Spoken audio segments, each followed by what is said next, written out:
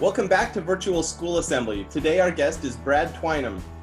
He is a serial entrepreneur and an international man of mystery. Having built 3 international technology companies, Brad became a suspect in an international FBI investigation. This took a very certain view of the world and for 4 years created an environment of uncertainty in which Brad had to learn how to create a foundation to not only survive, but to thrive. Having cleared his name and restored his reputation, Brad teaches those lessons to executives around the world. Welcome to the show, Brad. Thanks, Tyler. It's great to be here. I just want to start by throwing out a question to everyone in the audience. Imagine how you would feel if you're just cruising along in life, you're enjoying school, everything's really good, and suddenly mum and dad lost everything. You weren't just forced to go to a different school, you were forced to move to a completely different country. But not only that, Dad, who had this wonderful job in a great company that you were really proud of, is suddenly driving an Uber to put food on the table for you and your brothers and sisters. How would you feel? Well, I can tell you, you probably wouldn't feel too good, because that's exactly what happened to me about 4 or 5 years ago. I co-founded my 3rd technology company in 2008 with a bunch of really smart guys in Los Angeles, California. And I'd spent the last 5 years of my life traveling the world first class, around the world, countries like Switzerland and Barcelona and Spain and Nice in France and Japan and Singapore. You know, one of my trips, I actually went to 11 countries in 7 days. I spoke on stages around the world. It was an absolute rock star life. It was a kind of life that you would live if you were a band member. And you know what? I came from a pretty poor family. We didn't have a lot when I grew up. And so it was an absolutely exciting time of my life, that 5-year period. And from starting that company to when we finished it, it took 5 years. And from scratch to exit, we built a company that was sold for $280 million. That's huge. A poor kid from one of the outer suburbs of Sydney, who suddenly now at the age of 40 had achieved a dream that he'd set when he was 20 years old. When I sat in my school assemblies and saw these athletes and these other stars come on stage, I would be thinking, I want to be like that. I want that kind of success. I want that kind of status in the world. And I achieved it. But then the world turned. 18 months after achieving that goal, that dream, that vision, that excitement in my life. You know, I had a 600 square meter home in one of the most exclusive suburbs in LA, a Porsche and a Tesla in the garage, and as much money in the bank account that me and my family would ever need again in our entire lives. And it was gone within a couple of months. Because 18 months after that event occurred, I got embroiled in the middle of a multi-jurisdictional criminal investigation. Because a little beknownst to me at that time, one of our business partners had allegedly bribed a couple of our customers to inflate the value of the company. And that sparked, 18 months later, a multi-jurisdictional criminal investigation. Now, I knew nothing of this. I was very close to the people that were involved, but I had no idea what was going on. But the FBI, due to a number of emails and text messages that uncovered by combing through hundreds of thousands of emails and text messages, had made up their mind that I was the guy who could lay this entire thing out for them. because of a couple of emails and text messages. I'd never spoken to them. And so when all this came, I was sitting in my office in the basement of LA and I was typing away and I was looking at the internet because a guy who I knew had been arrested that day in Australia. And I was living in LA at the time. And I sat there and I was reading these articles, and suddenly in the middle of a press article in one of the most widely read newspapers in Australia, I see an email that I wrote. And that email was painted in a way which made it look like I had some kind of involvement in this. And I can tell you at that moment, I felt the blood drain from my head all the way down through my body and out through my feet. I had difficulty breathing. I couldn't breathe. Instinctively, in that little voice inside me, I knew at that moment that my life would never be the same again. What started as a sheer feeling of terror over the next few months had me go from having it all to driving an Uber on the central coast of New South Wales in Australia. When I first found out about this article in the press, I contacted a lawyer in Australia, and the first thing the lawyer said to me is, you need to shut down your social media accounts and you do not speak to anyone. And I just went, why? Why can't I just go and explain to them that this is completely innocent? And he said to me, because they will not believe you. They've already made up their mind.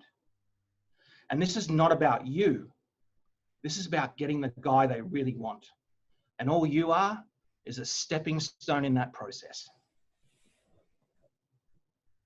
The belief that I'd built up my entire life is that the police and law enforcement were there to protect me.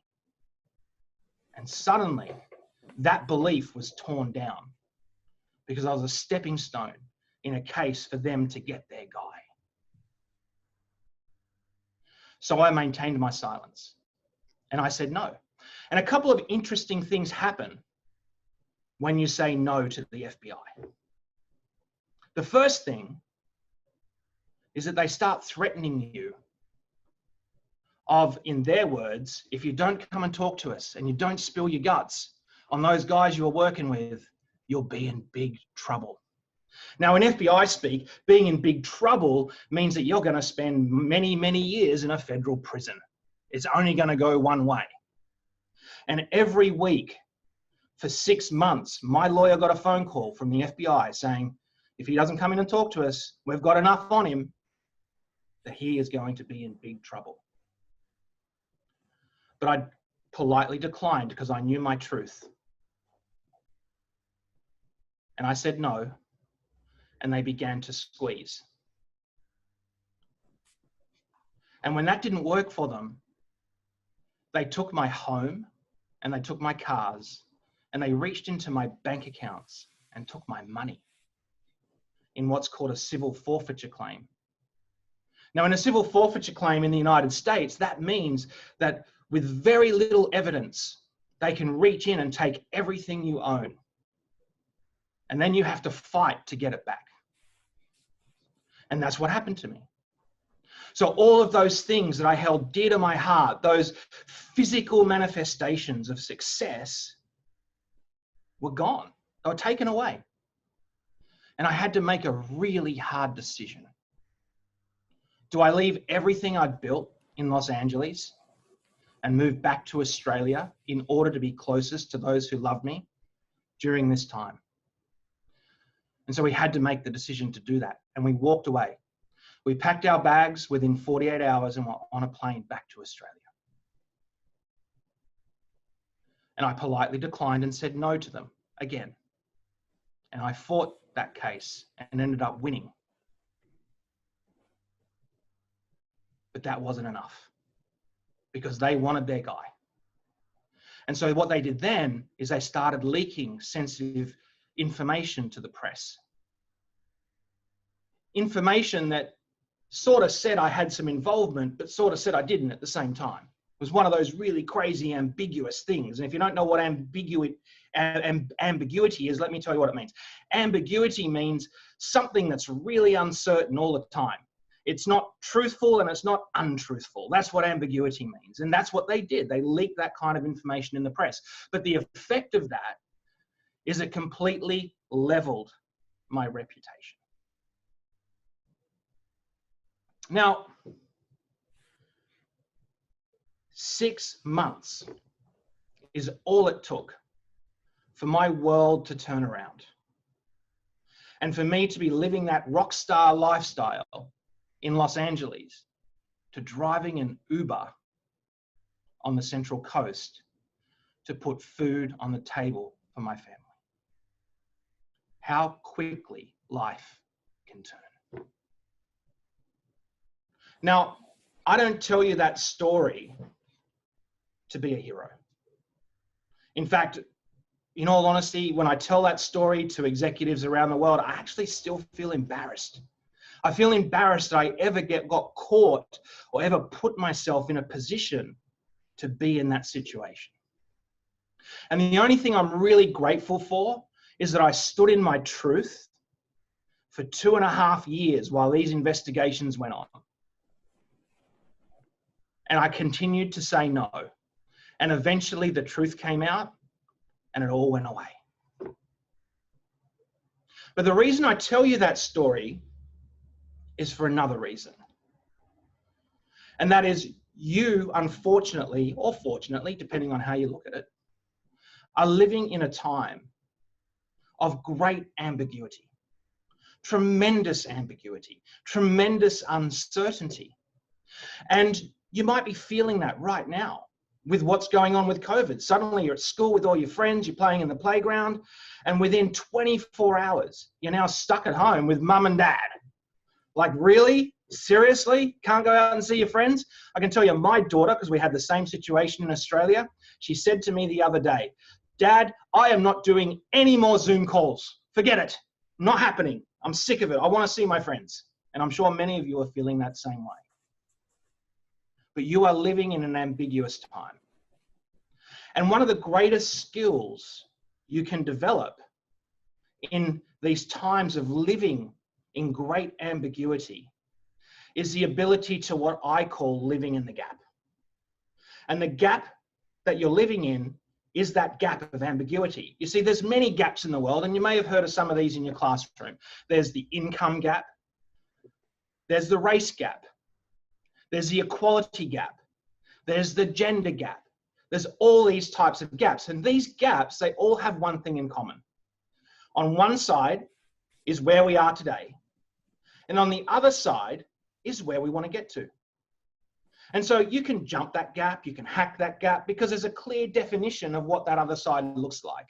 The ambiguity gap is very different, because there's only one side to that gap. And then all there is a distant horizon, because we don't know how it's going to shape out. There are forces occurring in the world today that even the smartest people in the world don't know how that's going to play out for your future careers. We don't know, in this developing world of artificial intelligence and other technologies that are coming along, what that means for your future. There are people saying that by the time you enter the workforce, 47% of our jobs will be taken by machines. There are other people who are saying that by the time everyone in 3rd grade today enters the workforce, you'll be working alongside a robot. That's a very uncertain world that you're stepping into. It's a very uncertain world that you're learning the skills for right now. And perhaps you're not learning the right skills. So I think it's really important that right now you learn the key skills that can build a foundation in that gap of ambiguity where a foundation doesn't exist. And I have a very simple 3-step approach to be able to do that I like to share with you. Because I think if you can embrace these 3 things that I'm about to share with you, you can build a foundation where one doesn't exist. And I call it the gap method. Interesting that. Living in the gap, it's the gap method. Yay! All right. My mum always told me I would end up being a really smart guy. But anyway, so the gap method. So the first is gratitude. Be grateful. In the absence of any foundation, gratitude can be that foundation. And we often view gratitude as this airy, fairy, esoteric thing that's buzzing out there that means very little to us. But gratitude is something that can have a very profound impact at any moment in your life, because what it can do is shift your state. And by state, what I mean is your ability to think clearly. And when we're thrust into this state of ambiguity and uncertainty, our brains get tricked into not being able to think clearly because fear takes over. All those fear mechanisms that our brains have built up through millions and millions of years of evolution take over. And so having something or having a practice that can shift that state to allow you to think clearly is really important. And gratitude can do that instantly. You cannot feel fear and grateful at the same time. You cannot feel angry and grateful at the same time. It's impossible. I dare you to try it. So gratitude can shift your state really, really quickly. So the first is whenever you're feeling uncertain about something, just be grateful. You know, I remember there were times during the 2.5 years where I'd get a phone call from my lawyer. And he'd say, you know, Brad, there's probably a good chance you're going to end up in jail. They'll come along, they'll arrest you, and they'll take you away from your family. Because they'll do anything to get their guy. And your silence right now is in the way. And there'd be times when I'd be driving home in my car, and I would just think to myself, my family would probably be better off without me right now. And I would actually think to myself, maybe it's better to drive off the road into that telegraph pole than it would be to go home right now. And in those moments, in those instances, just by switching my mental state and start feeling grateful for what I had, I completely got myself out of that state and started to get excited about a life that I could create and the opportunity that came out of this. And you can be grateful about anything. You can be grateful that your heart is beating millions of times a day, pumping blood around your body. You can be grateful that you go to a good school, that you have a good home. You can be grateful that you have friends. You can be grateful for anything. But it's a very powerful foundation where one doesn't exist. The second thing to really get out of this is acceptance. What we resist persists. So what do I mean by that?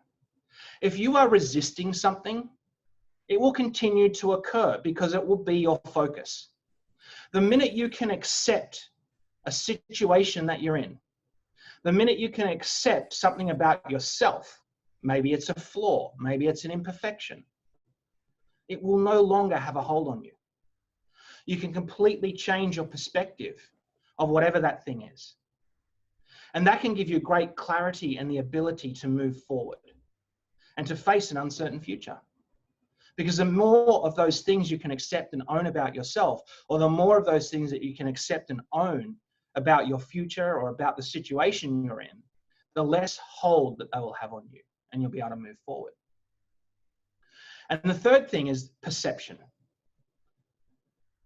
How you perceive the world will greatly impact your outcome. And how you perceive your world is the sum of those you hang out with, pure and simple. If you hang out with a group of people who perceive the world as being scarce and perceive the world as being hard and perceive the world as being ugly and uncertain and horrible, then that's how you'll perceive it. However, if you hang out with people who see the world as being abundant, who see the world full of opportunity, who see the world as a place where you can have what you want if you are persistent and if you put the hard work in to grow, then that's what you'll have, because that's how you'll perceive the world. Those three things, gratitude, acceptance, and perception, can create a foundation where one doesn't exist. And when you are faced with any situation that creates tremendous ambiguity, and there is one certainty in all of your lives that you are going to face, that is, we are now living in an uncertain world. That is the new normal. And it's worth accepting. If you embrace those three things, you'll be able to stand firmly in your truth and move confidently towards that uncertain future.